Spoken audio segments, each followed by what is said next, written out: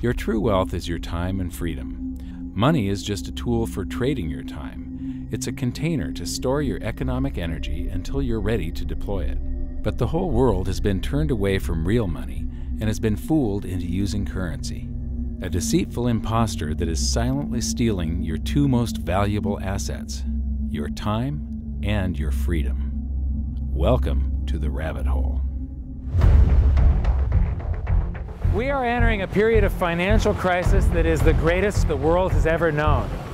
The wealth transfer that will take place during this decade is the greatest wealth transfer in history. Wealth is never destroyed, it is merely transferred, and that means that on the opposite side of every crisis there is an opportunity. The great news is that all you have to do to turn this crisis into your great opportunity is to educate yourself. I believe that the best investment that you can make in your lifetime is your own education. Education on the history of money, education on finance, education on how the global economy works, education on how all of these guys, the central bankers, the stock market, how they can cheat you, how they can scam you. If you learn what is going on and how the financial world works, you can put yourself on the correct side of this wealth transfer. Winston Churchill once said that the further you look into the past, the further that you can see into the future. This program is all about creating your own crystal ball, being able to gaze into the future, being able to change this crisis, the greatest crisis in the history of mankind, into your great opportunity.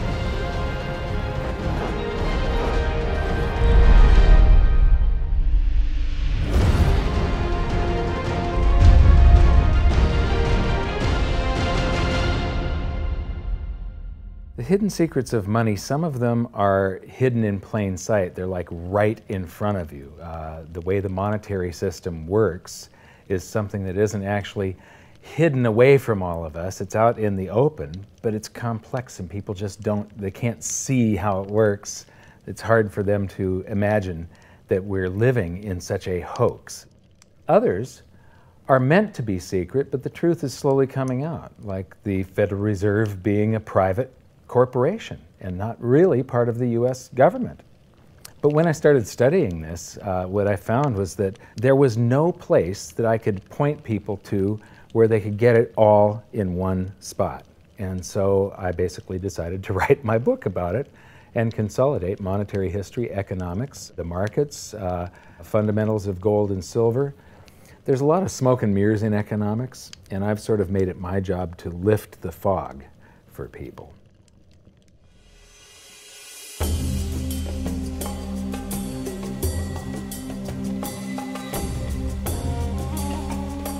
Welcome to Egypt.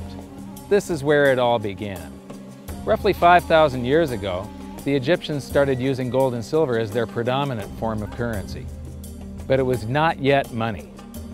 The pieces of gold and silver that they were using were odd sizes and weights, odd purities, so it still was not interchangeable, where each unit is the same as the next. This meant that nothing really had a price yet. You couldn't put a price of so many coins on something because they didn't have coins yet. Trade was still difficult. It was still a guessing game when it came to the exchange of values. One of the reasons that we are in the financial mess that we are today globally is that people do not understand the difference between currency and money. Currency is a medium of exchange, a unit of account. It is portable, durable, divisible, and something called fungible. Fungible means that each unit is the same as the next unit. A dollar in my pocket buys the same amount as a dollar in your pocket. Money is all of those things plus a store of value over a long period of time. Even financial planners, bankers, your accountant, they don't understand the difference between currency and money. The currency in your pocket is a medium of exchange. It's a unit of account because it's got numbers on it. It's somewhat durable, it's portable, it's divisible in that you can make change, and it's fungible. A dollar in my pocket buys the same amount as a dollar in your pocket. But because governments can print more and more and more of it, and dilute the currency supply, it's continually transferring wealth out of your pocket, out of your bank account, to the government and to the banking system. The reason that gold and silver are the optimum form of money is because of their properties. It's an easy medium of exchange because gold and silver store a large amount of value in a very small area. It's a unit of account. Pure gold has the same value all over the planet. So an ounce of gold buys the same amount here in Egypt as it would in China or in the United States. It's durable. The same gold that Egyptians were using in trade 5,000 years ago is still here with us today. It does not corrode. It's divisible. You can make change with it. It's very portable. You could use something like oil as money. It's just that you can't carry around a barrel of oil on your back. It's fungible. Pure gold is the same wherever it is on Earth. Pure silver is the same wherever it is on Earth. It's limited in quantity. That's the reason that it maintains its purchasing power. Governments cannot print it. Over the last 5,000 years, only gold and silver have maintained their purchasing power. There have been thousands upon thousands of fiat currencies, currencies that are unbacked by gold or silver, and they have all gone to zero. It's a 100% failure rate. Well, fiat currency, of course, is a currency that exists at the dictate or by fiat from a government. You say they have their printing presses, and the paper money rolls off the printing presses. And then they give it the fiat designation, which makes the currency official. It's just worthless paper.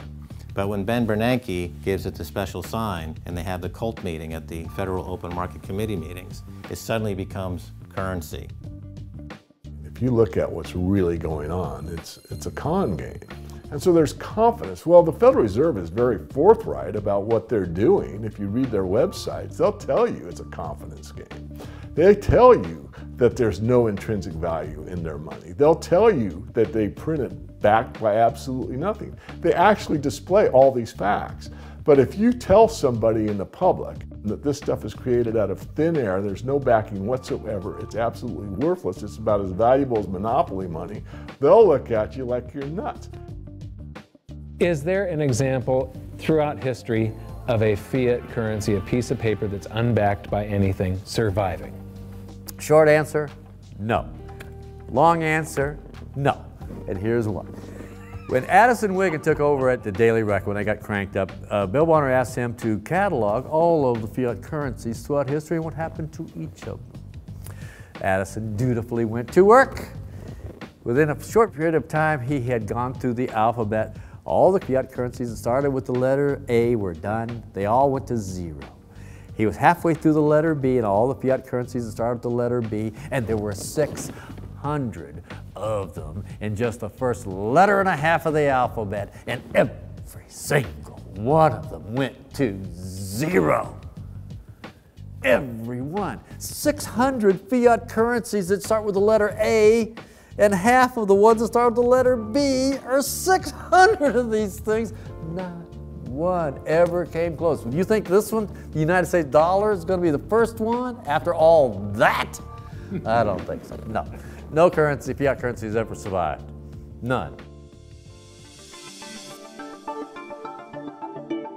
The thing about money is there actually is a fairly well accepted definition of what money is. The question is, as you apply that definition to particular things that people claim to be money, do they fit the definition? Well, just take the paper dollar, for example. How well does it perform those functions? Well, store of value. The dollar has lost 95% of its purchasing power since the creation of the Federal Reserve in 1913. So not very good as a store of value. One of the things I do is just a way to get the audience's attention is I have a slide, and there are 3 pictures on the slide. One is a pile of monopoly money. The other one is a pile of Federal Reserve notes, what Americans would call paper money. The other one is a solid gold American Eagle 1-ounce coin. And the title of the slide is, which of these is not like the other? And if you know the show Sesame Street, or you have children who watch it. It's one of the favorite vignettes in Sesame Street. And what it really is a kind of IQ test for 5-year-olds. They're supposed to look at the 3 things and look at characteristics and find the one that's not like the other. Well, I've shown this slide to groups of Ivy League university professors, and I've also shown it to children, kind of 5 years old, my nieces and nephews and so forth. And when the professors look at it, they say, well, clearly the dollars are not like the others, because gold has no role as money, and monopoly money is junk, and the American dollar is a store of value, so that's not like the other. But the children look at it and they say, well, the gold coin is not like the other, because the other two are just piles of paper, and the gold coin is clearly something different. So my question to the audience is, who's smarter, a 5-year-old or an Ivy League professor? Before World War I, each note that a treasury issued would say that there have been deposited with the United States Treasury $20 in gold coin payable to the bearer upon demand. The money was in the vault. The currency was a note they gave you that was a claim check, only a claim check on the money, the same as if you go to the dry cleaners and you give them your shirt and they give you a claim check for your shirt. The value is that shirt at the dry cleaners, not the piece of paper that says that you own that shirt. So our currency that circulated was the paper US dollars, and they were claim checks on money. The next hidden secret is the difference between currency and money. Money must be a store of value and maintain its purchasing power over long periods of time.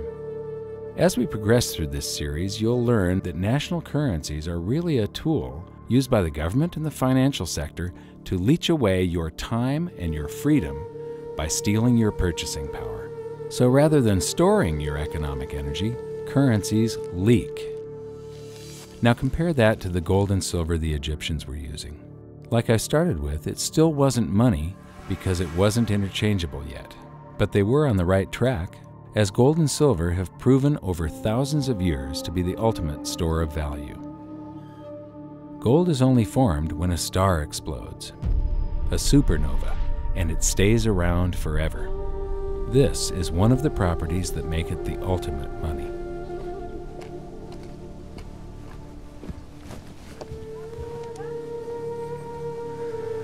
People are amazed that after 5,000 years, the pyramids are still here. But what I'm more amazed at is that the currency that the people that built this were using, that currency, that gold and silver that they were using in trade on a daily basis, is still around today. It may have been melted down and re-refined, and it's in a coin or a bar or in some piece of jewelry, but it's still with us today, and it still purchases something. Yes, it is the ultimate money, because there is nothing else even in the same league. It's divisible, it's permanent, it's a store of value, it's a unit of account. It's got everything you want out of money, but it doesn't go away, and it can't be increased. That is what makes gold the most beautiful money of all. What more could you ask out of a money? It keeps governments under control. You can maintain a solvent system. Governments don't like gold at present because they're getting away with the fiat currencies, and they'll do everything they can to discredit it as an asset class. I mean, my goodness, gold has outperformed the Dow Jones Industrial Average in each of the last 7 years, yet it's not considered a legitimate asset class. Why? Again, it's the fear that maybe gold will be imposed on the system, that it will constrain government ability to spend beyond its means. They can't print it. They can't print it, no. The proper definition of inflation, I use Milton Friedman's definition. Inflation is an expansion of the currency supply. Deflation is a contraction of the currency supply. If you expand the currency supply, eventually prices will rise. And if you contract the currency supply, eventually prices will fall. This is a pool, but it's not a pool of water. This is the currency pool. And these are prices. And if you expand the currency supply, prices like a sponge in water have to rise to suck up the excess currency. Governments never stop printing more currency and adding currency to circulation. Therefore, Prices keep on going up not because the stuff that you're trying to buy is changing. The real estate doesn't change. What has changed is the currency purchases less and less. It's the currency going down, not prices going up. The truth is, what we have that makes our world work right now is a big story. None of it's real. It's all just promises. And if you think about it, that's how currency began to work in the beginning. You know, before we had currency, we had barter. I'll give you 3 coconuts and you give me 4 fish, because that's kind of a fair exchange on coconuts to fish. But that got complicated, so we had to invent this thing called money to be a divisible, portable medium of exchange. And the challenge is that we lost that a long time ago, when we lost having things of value be our currency. And now we have this thing called numbers and accounts. But trust me, it is not real. It's a big made-up story. One of the biggest make-believe stories ever is called quantitative easing, which sounds complex, but it's really just a smoke and mirrors term for currency creation. QE started with the banking bailouts back in 2009. This currency was created out of thin air and then given to the banks, who paid themselves record bonuses in reward for crashing the world economy. This is a global phenomenon, but all you have to remember for now is that whether it's QE bailouts or stimulus programs, these are all just voodoo, hocus-pocus terms for increased currency creation.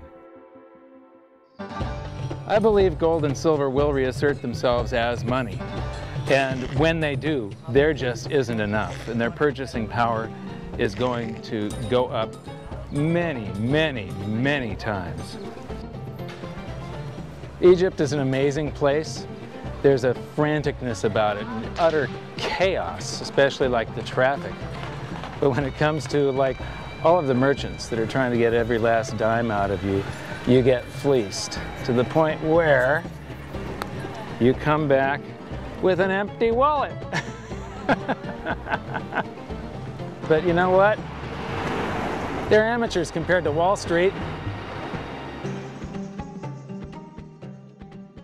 In the past several years, I've spoken in many countries about the crisis that's coming, and a lot of people think that they're going to be okay in their country, that it's only going to happen to the United States or maybe the United States in Europe.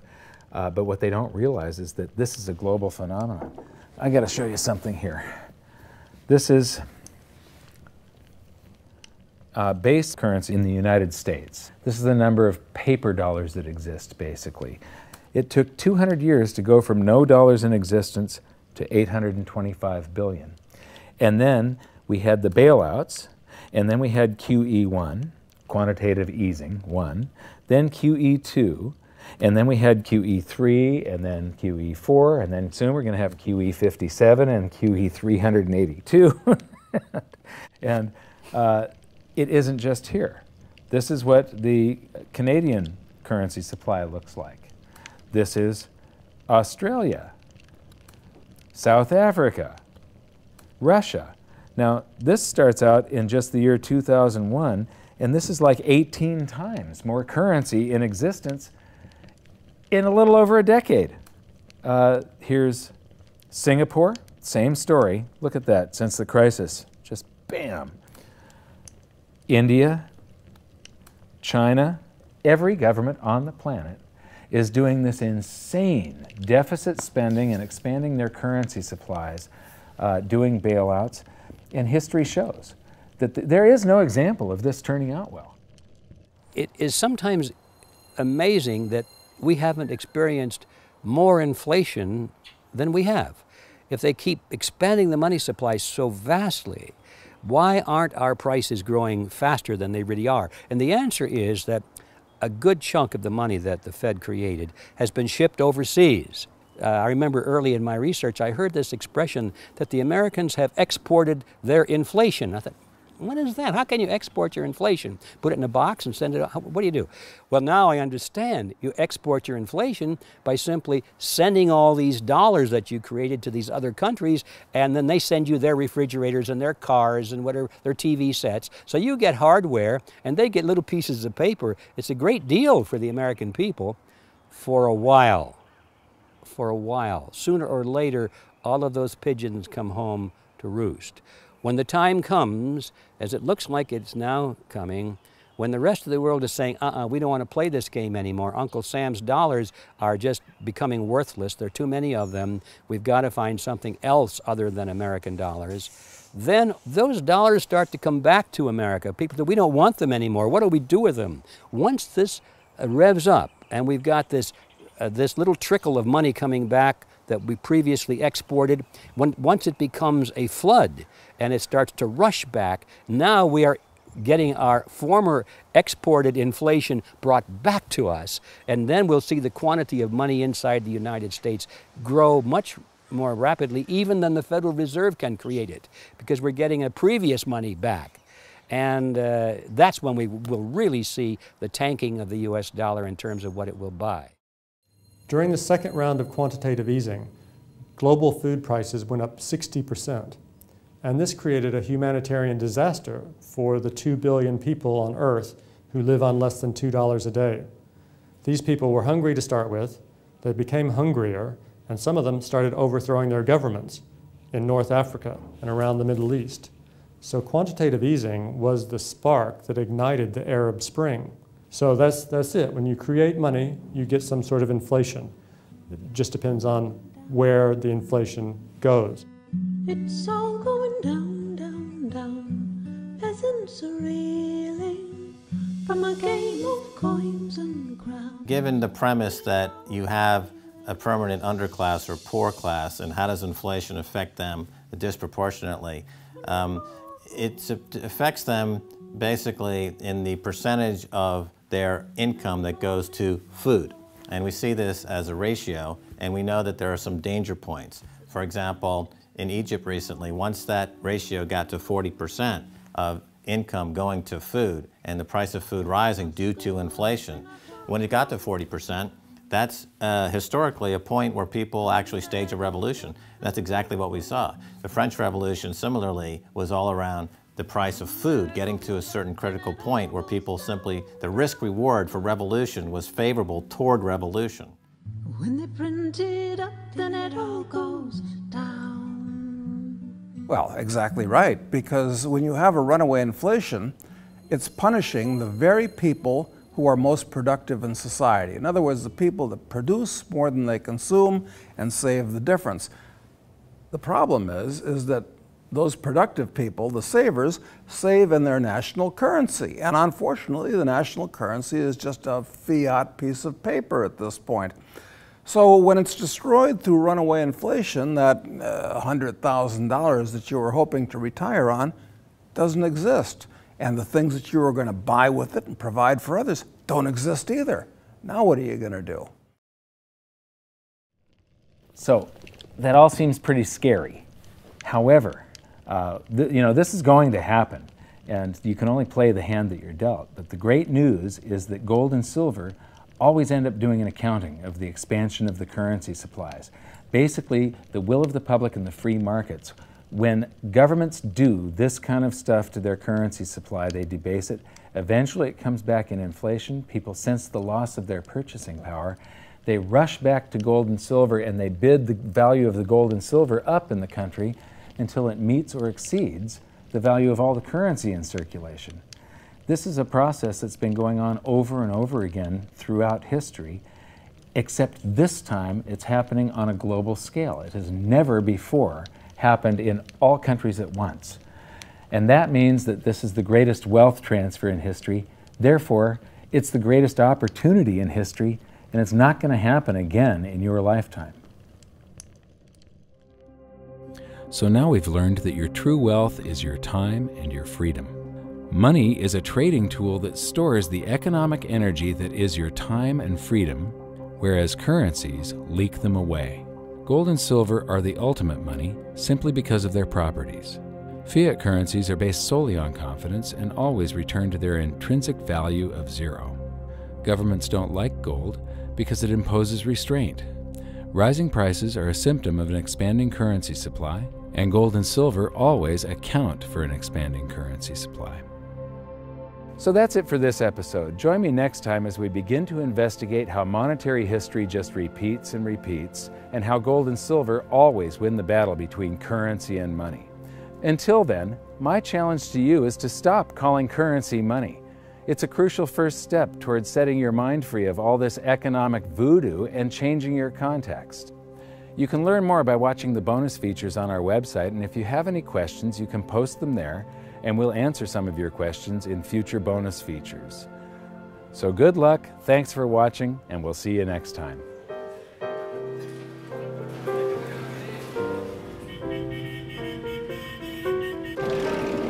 Good morning. Wow. What does fiat mean? It comes from the Latin for crappy car.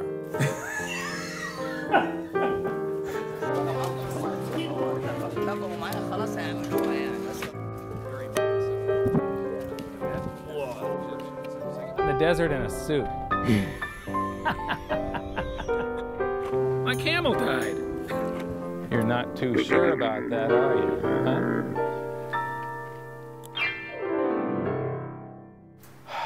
I am ready for a good long nap. Hi, welcome to this bonus feature for the very first episode of Hidden Secrets of Money. And this is currency versus money. So that's the major topic that